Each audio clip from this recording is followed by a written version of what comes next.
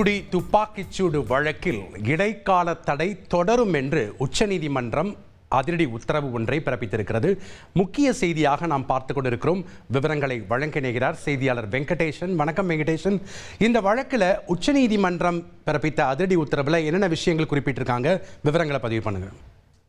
வணக்கம். ஸ்டெர்லைட் ஆலை போராட்டத்தை ஒட்டி துப்பாக்கி சூடு நடைபெற்ற அந்த தூத்துக்குடியில் அந்த காலத்தில் பணியாற்றிய காவல்துறை வருவாய்த்துறை அதிகாரிகளின் சொத்து விவரங்களை சேகரிக்கும்படி தமிழக லஞ்ச ஒழிப்புத்துறைக்கு சென்னை உயர்நீதிமன்றம் ஒரு உத்தரவை பிறப்பித்திருந்தது.